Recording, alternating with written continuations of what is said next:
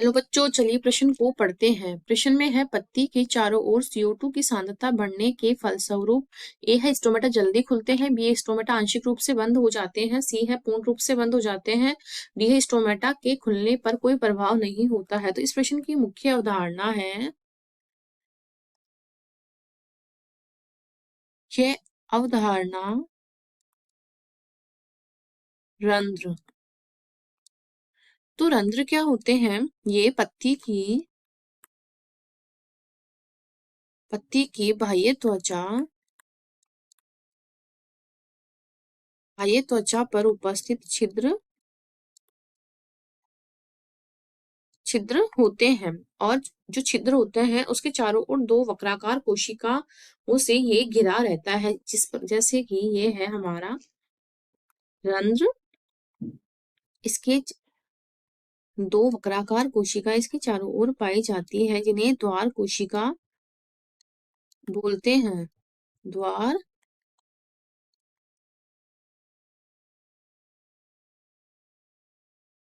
द्वार कोशिका बोलते हैं।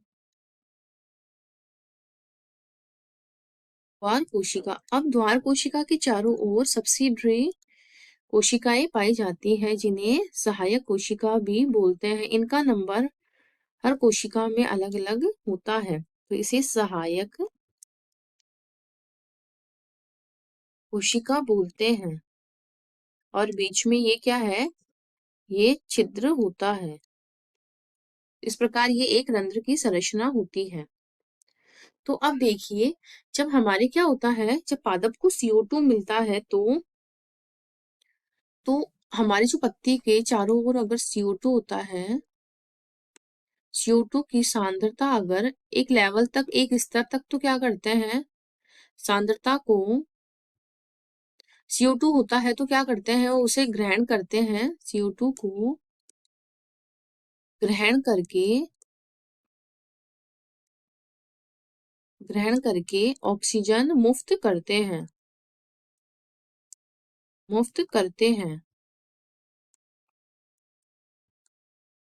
ऑक्सीजन मुक्त करते हैं।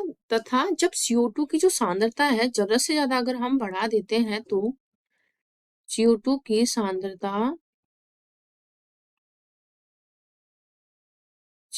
सांद्रता अगर अधिक होती है तो क्या होता है, तो क्या होते हैं, जो हमारे रंध्र होते हैं, पत्तियों में उपस्थित रंध्र, पत्ती में उपस्थित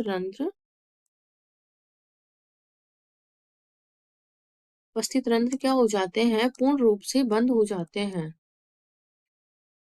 पूर्ण रूप से बंद हो जाते हैं, क्योंकि एक स्तर तक ही पादप क्या करते हैं, CO2 को ग्रहण करते हैं। क्योंकि एक स्तर तक ही पादप CO2 को ग्रहण करते हैं,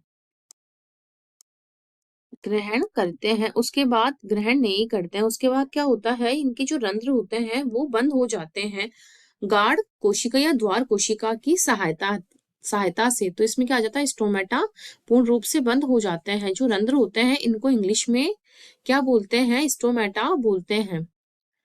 तो रंध्र को इंग्लिश में स्टोमेटा बोलते हैं। तो हमारे बाकी के विकल्प कट जाएंगे और हमारा विकल्प सी सही हो जाएगा। रंध्र जो होता है स्टोमेटा पूर्ण रूप से बंद हो जाते हैं। आशा करती हूँ आपको इस प्रश्न का हल समझ में आया होगा। धन्यवाद।